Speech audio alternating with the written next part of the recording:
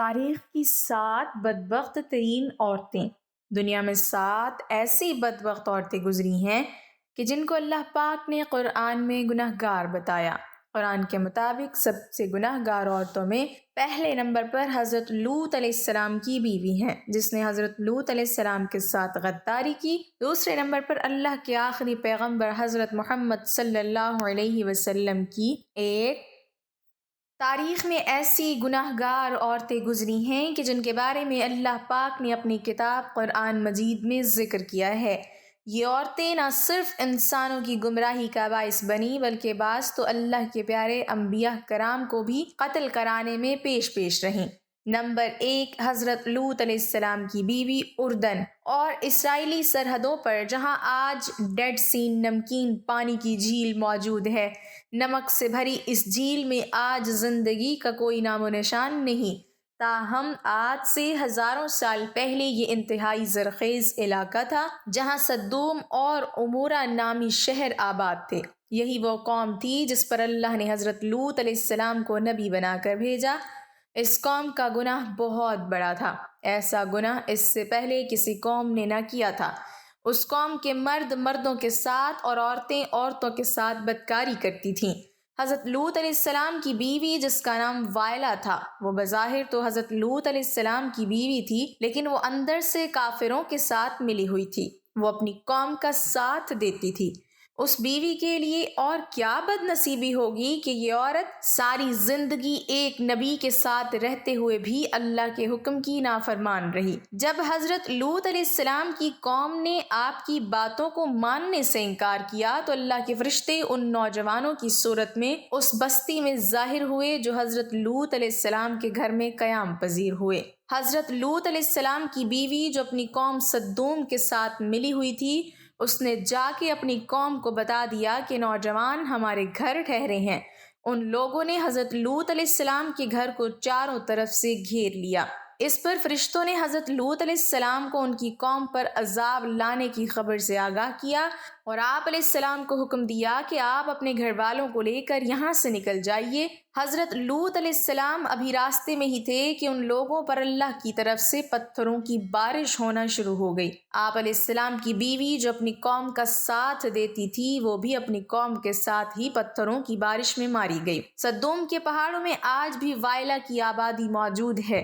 حضرت لوط علیہ السلام کی بیوی کا تذکرہ قرآن پاک کے علاوہ بائبل میں بھی موجود ہے۔ نمبر 2، حضرت نوح علیہ السلام کی بیوی۔ قوم نوح شرک جیسے گناہوں میں مبتلا تھی۔ اس قوم کے لوگوں نے اپنے سرداروں اور نیک لوگوں کے بت بنا لیے، ان کی عبادت اور پوجا شروع کر دی۔ اللہ تعالیٰ نے حضرت نوح علیہ السلام کو اس قوم پر مبعوث فرمایا۔ یہ قوم اتنی ظالم اور نافرمان تھی کہ وہ اپنے نبی حضرت نوح علیہ السلام کے گھر میں داخل ہو کر آپ علیہ السلام پر ظلم کرتے اور آپ کو بے یار و مددگار چھوڑ جاتے۔ حضرت نوح علیہ السلام کو مجلسوں سے نکال دیا جاتا اور آپ کی بیوی بھی ان کافروں سے ملی ہوئی تھی۔ مفسرین حضرت نوح علیہ السلام کی بیوی کا نام وائلہ یا وادیہ بیان کرتے ہیں۔ یہ عورت کافر ہی نہیں بلکہ اس کا رہن سہن بھی کافروں جیسا تھا۔ حضرت نوح علیہ السلام کی بیوی کافروں میں شریک ہو کر آپ علیہ السلام کو دیوانہ اور مجنوں قرار دیتی۔ یہ عورت بتوں کی بڑی تعریف کرتی تھی۔ جب کوئی بندہ بتوں کو چھوڑ کر ایک خدا کی طرف مائل ہوتا تو یہ عورت اپنی قوم پہ جا کر اس آدمی کا نام بتا دیتی، جس سے قوم نوح کے لوگ اس بندے کو مارتے اور پیٹتے۔ اس طرح سے وہ بندہ بھی ڈر اور خوف کے مارے بتوں کی پوجا کرنے پر دوبارہ آمادہ ہو جاتا۔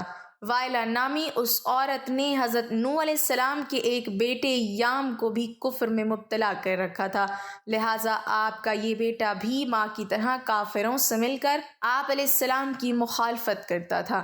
اللہ تعالیٰ نے اس عورت کی بدبختی قرآن پاک میں بیان کی ہے اور اس کی تفسیر احوال بائبل میں بھی درج ہے۔ جب اللہ پاک نے حضرت نوح علیہ السلام کی قوم پر سیلاب کا عذاب نازل کیا تو آپ علیہ السلام کی بیوی اور نافرمان بیٹا بھی اس قوم کے ساتھ برباد ہو گئے۔ نمبر 3، دلائلہ۔ دلائلہ وہ عورت ہے جس کا نام کئی صدیوں سے بے وفائی اور دغا بازی میں بہت مشہور رہا ہے۔ دلائلہ کا ذکر قرآن پاک اور بائبل میں پڑھنے کو ملتا ہے۔ واقعہ کچھ یوں ہے کہ حضرت موسیٰ علیہ السلام کی وفات کے بعد بنی اسرائیل کی قوم عمالقہ کی محکوم بن چکی تھی، تو اللہ پاک نے اس قوم میں بہت ہی طاقتور لڑکے کو پیدا کیا جس کا نام سمسون تھا۔ سمسون اس قدر طاقتور تھا کہ وہ اکیلا ہی 1000 بندوں کا مقابلہ کر لیتا تھا۔ قوم بنی اسرائیل نے اس بندے کی صلاحیتوں اور بہادری دیکھتے ہوئے سمسون کو اپنے قاضی کے عہدے پر فائز کر دیا اور سمسون کی طاقت کے ذریعے قوم عمالقہ پر فتح حاصل کرنے کی کوشش میں لگ گئے۔ دوسری طرف قوم عمالقہ سمسون کی طاقت کا راز جاننا چاہتی تھی، اس لیے انہوں نے اپنی قوم کی ایک لڑکی جس کا نام دلائلہ تھا، اس کو سمسون کی بہادری اور اس کی صلاحیتوں کا راز دریافت کرنے کے لیے سمسون کے پاس بھیجا۔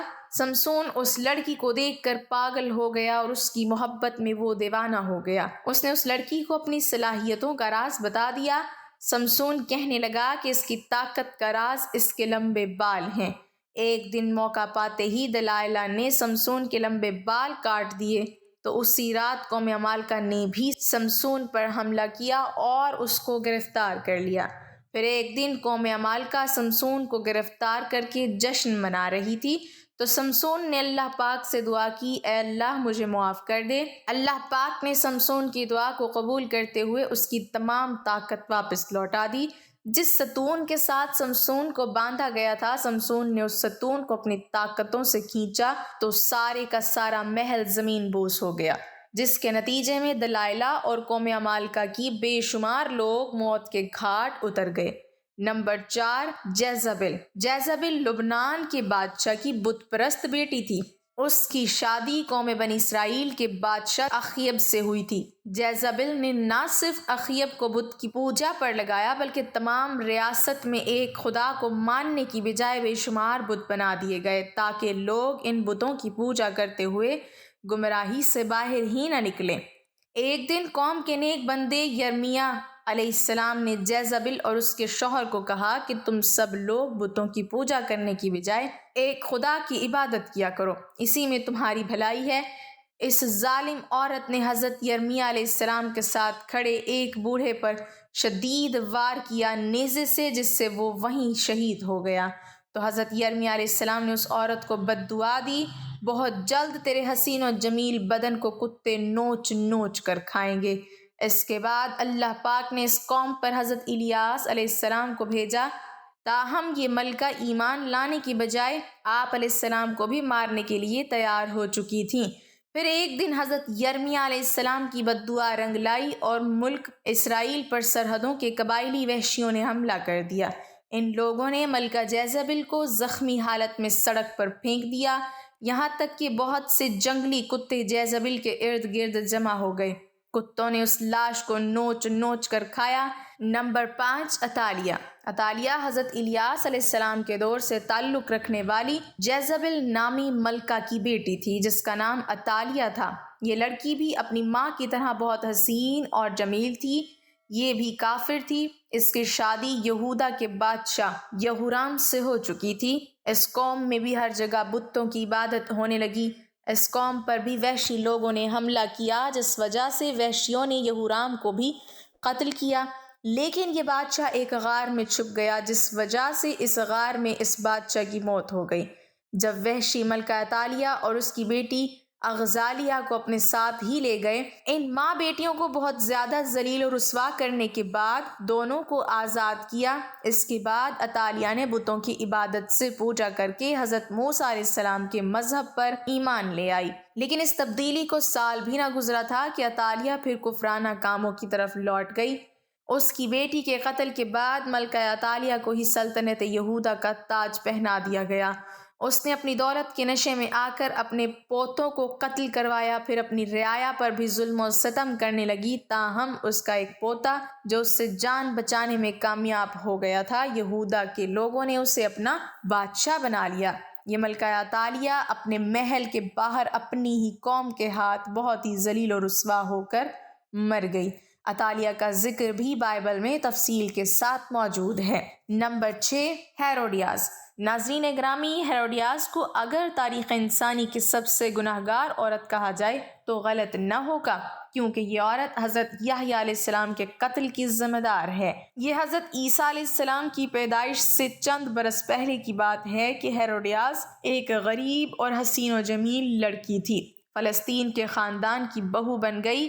ابتدا میں اس کی شادی شہنشاہ کے دوسرے بیٹے ہیروڈ سے ہو گئی اور اسی ہیروڈیاس کے گھر ایک لڑکی پیدا ہوئی۔ تاہم جب وراثت کی تقسیم کے بعد ہیروڈیاس نے دیکھا کہ سب سے زیادہ طاقتور تو فلپ کے بھائی اینٹیپاس کے پاس ہے، تو اس نے بھی اپنے شوہر کو چھوڑ کر اینٹیپاس سے شادی کر لی۔ انہی دنوں اللہ کے پیارے نبی حضرت یحییٰ علیہ السلام، جنہیں اہل کتاب یوحنا کے نام سے پکارتے ہیں، وہ لوگوں کو درس و تدریس دینے لگے۔ ہیروڈیاس کو آپ کی دینی باتیں پسند نہ تھیں، جس کی وجہ سے اس نے حضرت یحییٰ علیہ السلام کو گرفتار کروایا۔ ہیروڈیاس نے کافی بار کوشش کی کہ وہ اپنے شوہر اینٹیپاس سے آپ علیہ السلام کے قتل کے احکامات جاری کروا دے، تاہم اینٹیپاس ایسا نہ کر سکا۔ ہیروڈیاس کی بیٹی سلومی جب جوان ہوئی تو اس نے حضرت یحییٰ علیہ السلام کی معصومیت اور نور کو دیکھا تو آپ علیہ السلام پر فدا ہو گئی۔ اس نے آپ علیہ السلام کو گناہ کی دعوت دی، لیکن آپ علیہ السلام اس کی طرف آنکھ اٹھا کر نہ دیکھتے۔ اب یہ دونوں ماں اور بیٹی یحییٰ علیہ السلام کے خلاف ہو گئیں۔ ایک دن بادشاہ اینٹیپاس کے سامنے سلومی نے بہت ہی بیہودہ ڈانس کیا کہ رقص کرتے ہوئے اس نے اپنے جسم کے سارے کپڑے اتار دیے۔ اس رقص میں بادشاہ نے بہت دلچسپی لی اور اس کو سلومی کا یہ رقص اتنا پسند آیا کہ وہ سلومی سے کہنے لگا، تم کیا مانگنا چاہتی ہو؟ میں تمہیں ابھی حاضر کیے دیتا ہوں۔ اس عورت نے جواب دیا کہ میں چاہتی ہوں کہ آپ حضرت یحییٰ علیہ السلام کو قتل کروا دیں۔ بادشاہ، جو کہ بھرے ہوئے محفل میں سلومی سے عہد کر چکا تھا، اس نے حضرت یحییٰ علیہ السلام کو شہید کروا دیا۔ اس طرح سلومی اور اس کی ماں اس گناہ میں شامل ہو گئیں۔ نمبر 7، ام جمیل۔ ام جمیل ابو لہب کی بیوی تھی، جس کا اصل نام عروہ بنت حرب ہے۔ اس کی آنکھوں کا بھینگا پن نمایاں تھا، جس وجہ سے اس کو لوگ کانی کہا کرتے تھے۔ قرآن پاک میں اللہ تعالیٰ نے ابو لہب اور اس کی بیوی کو انتہائی سخت الفاظ سے یاد کیا ہے۔ اس کی وجہ ابو لہب اور اس کی بیوی کا نبی اکرم صلی اللہ علیہ وسلم کے ساتھ سخت مشرکانہ رویہ ہے۔ یہ دونوں میاں اور بیوی آپ صلی اللہ علیہ وسلم کو تکالیف اور اذیت پہنچانے کا کوئی بھی موقع ہاتھ سے نہ جانے دیتے تھے۔ روایت کے مطابق ام جمیل نبی کریم صلی اللہ علیہ وسلم کی راہ میں کانٹے بچھایا کرتی تھیں۔